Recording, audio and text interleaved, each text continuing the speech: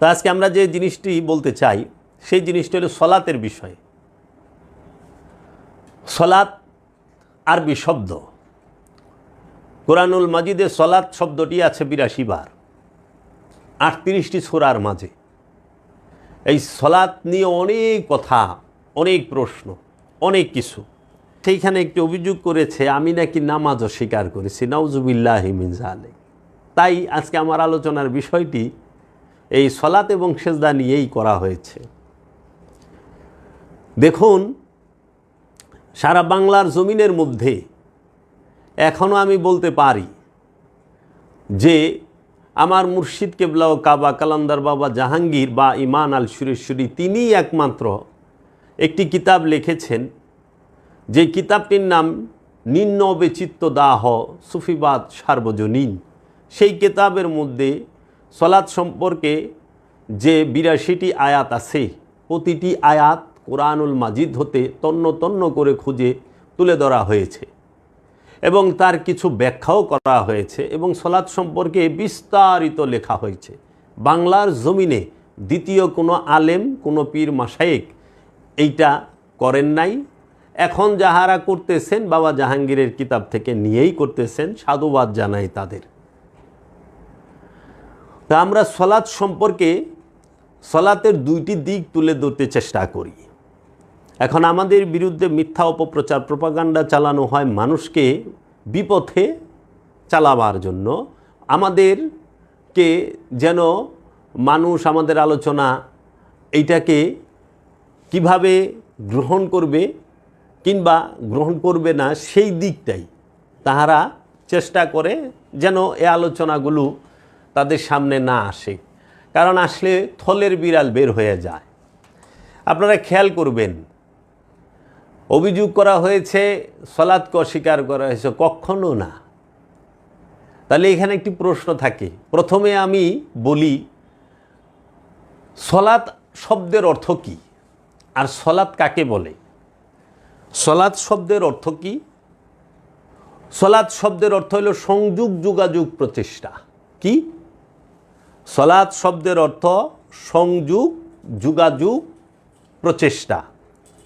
এখন সেই সংযোগ এবং যোগাযোগ প্রচেষ্টাটি কার সাথে হবে, কিভাবে হবে, কার সাথে সলাৎ তথা সংযোগ যোগাযোগ প্রচেষ্টা করতে হয়।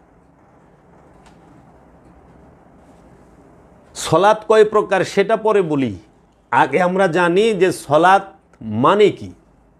আমরা যাহারা নমাজ সলাৎ করতেছি, আমরা কি আদৌ বুঝতে পারতেছি যে সলাৎ মানে কি? সলাৎ মানে হচ্ছে, সলাৎ শব্দের অর্থ হলো সংযোগ, যোগাযোগ, প্রচেষ্টা।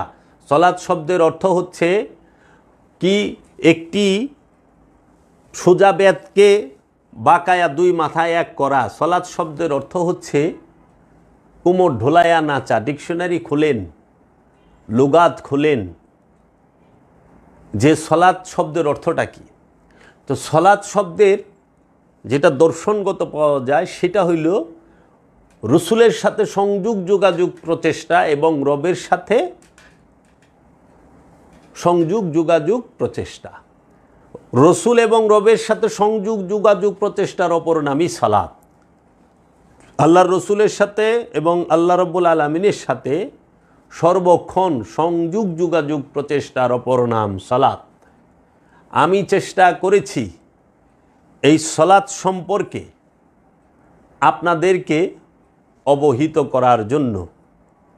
এই আমার উদ্দেশ্য যে সালাতের মূল বিষয়টা যেন মানুষ বুঝতে পারে। আমার প্রচেষ্টা ছিল এইটা। সালাতের দুইটা দিক আছে, দুইটা প্রকার আছে। একটি বাহিরের দিক, অপরটি ভেতরের দিক। একটি মূল সালাত, একটি রূপক সালাত। একটি মূল সালাত, একটি আনুষ্ঠানিক সালাত। একটি হাকিকি সালাত, একটি মেজাজি সালাত। একটি ওয়াক্তি সালাত, একটি দায়েমি সালাত। এখন প্রবলেমটা, সমস্যাটা যেখানে আমাদের প্রচলিত সমাজে, সেই সমস্যাটা হইল সালাত নিয়ে না, সেই সমস্যাটা হলো ওয়াক্তি এবং দায়েমি নিয়ে। সালাত নিয়ে, নামাজ নিয়ে আমাদের মুসলমান সমাজে আমাদের মধ্যে ৭৩ ফেরকায় কোনো প্রকার দ্বিমত, অস্বীকার, অস্বীকৃতির বিষয়ই নাই।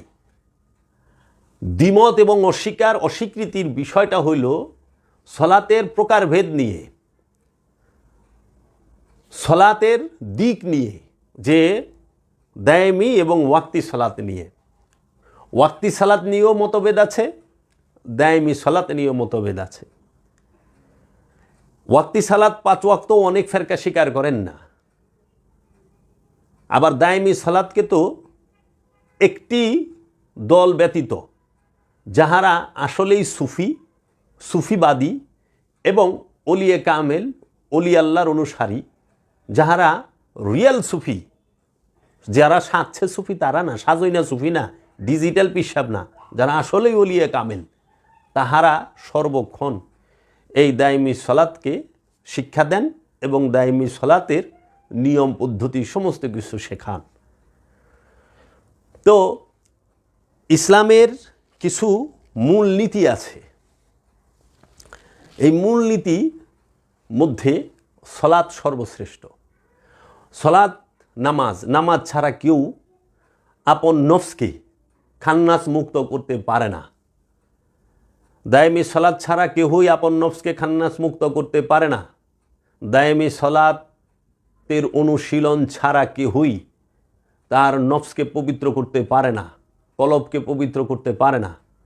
কলবকে পবিত্র করতে গেলে অবশ্যই দায়েমি সলাতের এই চর্চা, দায়েমি সলাতের অনুশীলন সর্বক্ষণ করতে হবে। এখন যে সমাজ, যে ব্যক্তিগুলো সলাতের দিক সম্পর্কে ধারণা নাই, সলাত সম্পর্কে ধারণা নাই, যদি জিজ্ঞেস করা হয় সলাত শব্দের অর্থ কি, সে বলতে পারবে না।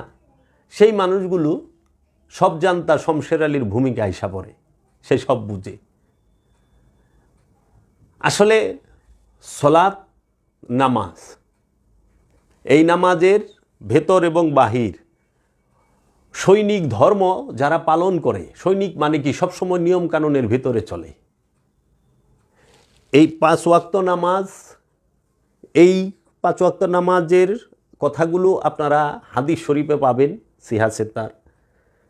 আর দায়েমি নামাজের কথাটা কুরআনুল মাজিদে 38টা সূরায় 82 বার এসেছে, এবং দায়েমি নামাজের কথাটা সূরা মারিজের 23 নম্বর আয়াতে আল্লাহ বলেছেন, আল্লাযীনা হুম আলা সলাতিহিম দায়েমুন, তাহারাই মুসল্লি যাহারা সর্বক্ষণ সংযোগ যোগাযোগ প্রচেষ্টার উপরে দণ্ডায়মান।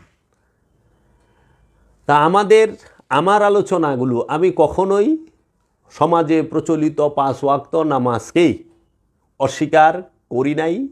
আমি কখনোই বলি নাই যে 5 ওয়াক্ত নামাজ পড়া যাবে না, 5 ওয়াক্ত নামাজ সেইটা পড়লে আপনারা ভালো হবেন না, এই সমস্ত কোনো কথা আমি কখনোই বলি নাই।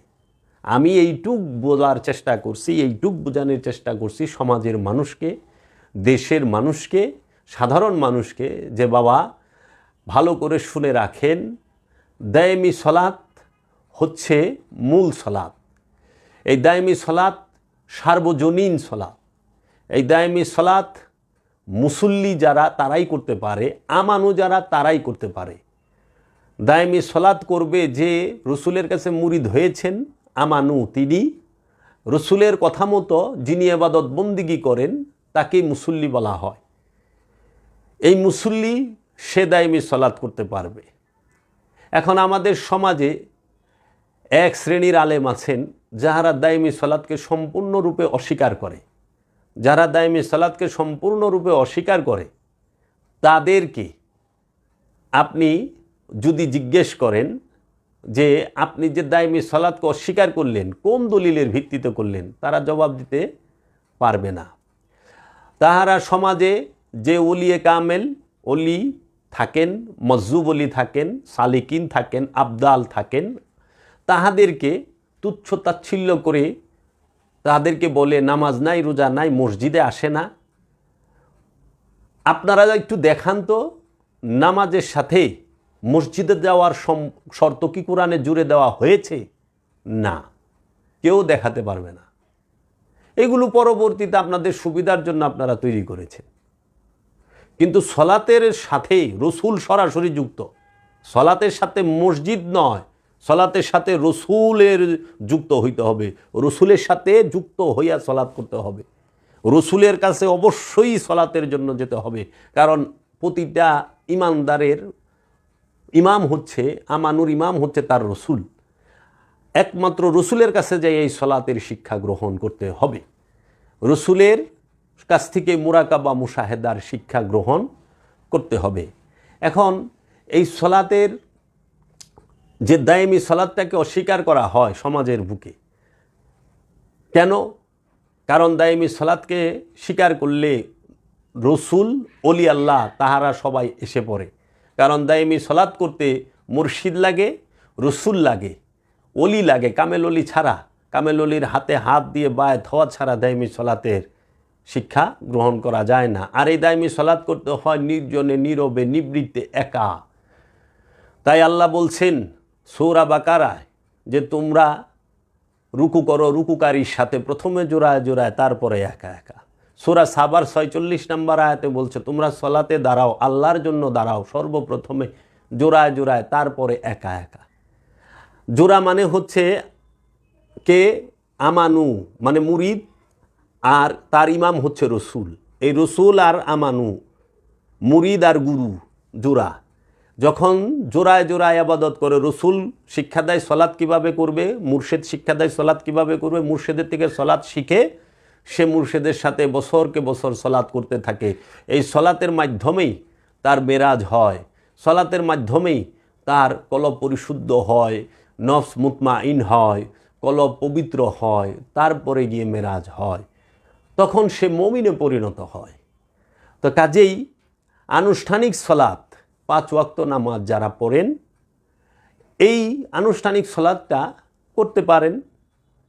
এইটা প্রাইমারি লেভেলের, প্রাথমিক স্তরের, যে সমাজকে এবং পরিবারকে এবং নিজেকে একটু ভালো রাখার প্রচেষ্টা করা। কিন্তু দেখেন দায়েমি নামাজ যেটা, সেটা সর্বক্ষণ, সর্বসময়ে, সর্ব অবস্থায়। এটা যে বড়ই কঠিন। এই নামাজ আল্লাহ রাব্বুল আলামিন এই নামাজের কথা অসংখ্যবার কোরআনে বলছেন। এখন ওলি আল্লাহরা কি বলছেন দেখেন, আজ থেকে 250 বছর আগে আমাদের এই বাংলার যিনি সুফি সম্রাট ফকির লালন সাইজি, তিনিও তার কালামে বলে গেছেন, না পড়লে দায়েমি নামাজ সে কি রাজি হয়, কোথায় খোদা কোথায় সেজদা করি সদায়। না পড়লে দায়েমি নামাজ সে কি রাজি হয়, দায়েমি নামাজ না পড়লে আল্লাহ রাজি হবে না। কোথায় খোদা কোথায় সেজদা, আল্লাহ কোথায় আর সেজদা করতাছি কোথায়। তারপরে আবার তিনি আরেকটি স্থানে এই দায়েমি নামাজ নিয়ে বলেছেন, পররে দায়েমি নামাজ এ দিন হলো আখেরি, মাসুক রূপ হৃদয়ে রেখে দেখো আশেক বাতি জেলে, কিবা সকাল কিবা বৈকাল দায়েমির নাই অবধারী। তো দায়েমি সলাতের কথা আজ থেকে 250 বছর আগে, কি 150 থেকে 250 বছর আগে, যখন বাংলা ভাষায় কোনো প্রকার কোনো কোরআনের অনুবাদ ছিল না, তাফসির ছিল না, কোনো বাংলার জমিনে বিখ্যাত আলেমও ছিল না। 150 বছর আগে বাংলাদেশে ওই রকম বিখ্যাত কোনো আলেম ছিল না। সেই সময় ফকির লালন সাইজি দায়েমি সলাতের কথা বলে গেছে। এইটি আছে কোরআনের 70 নম্বর সূরা মারিজের 23 নম্বর আয়াতে, আল্লাযিনা হুম আলা সলাতিহিম দায়মুন। আল্লাযিনা যাহারা আলা উপরে, সলাতিহিম তাহাদের সংযোগ যোগাযোগের উপরে, দায়মুন সর্বক্ষণ সর্বসময় সর্ব অবস্থা, তাহারাই মুসল্লি যারা তাদের রসুলের সাথে সংযোগ যোগাযোগ প্রচেষ্টায় সর্বক্ষণ অবস্থান করে। তাই সলাত মানেই হচ্ছে টু কানেক্ট, রসুলের সাথে উম্মত যুক্ত হয়ে যাবে, আল্লাহর সাথে বান্দা যুক্ত হয়ে যাবে। গুরুর সাথে মুরিদ যুক্ত হয়ে যাবে, পীরের সাথে মুরিদ যুক্ত হয়ে যাবে, এই মুর্শিদের সাথে, রসুলের সাথে, রবের সাথে সম্পূর্ণরূপে যখন একজন আমানু যুক্ত হয়ে যায়, তখনই তিনি সলাতি, তিনি মুসল্লি, তিনিই মুসল্লি। এই নামাজ আমাদেরকে কে শিক্ষা দেবে? ওলিয়ে কামেল। আমরা এই রসুলের সাথে যুক্ত হওয়ার প্রচেষ্টা এবং চেষ্টাটুকুও করলাম না। এখন আমাদের সমাজে বলে যে 5 ওয়াক্ত নামাজের কথা অস্বীকার, কে বলছে? 5 ওয়াক্ত নামাজ পড়বেন, পড়েন। আমি বুঝাইতে চাইছি নামাজের দুইটা দিক, একটি ভেতর, একটি বাহির, একটি দায়মি, একটি ওয়াক্তি, একটি হাকিকি, একটি মেজাজি, একটি আসল, একটি অনুষ্ঠান। অনুষ্ঠানকে রাখা হয়েছে আসলকে পরিচয় করাই দিবার জন্য। অনুষ্ঠানের মধ্যে সত্য থাকে বিন্দু পরিমাণ, অনুপরিমাণ, কিন্তু মূলকে বুঝাই দেবার জন্য অনুষ্ঠান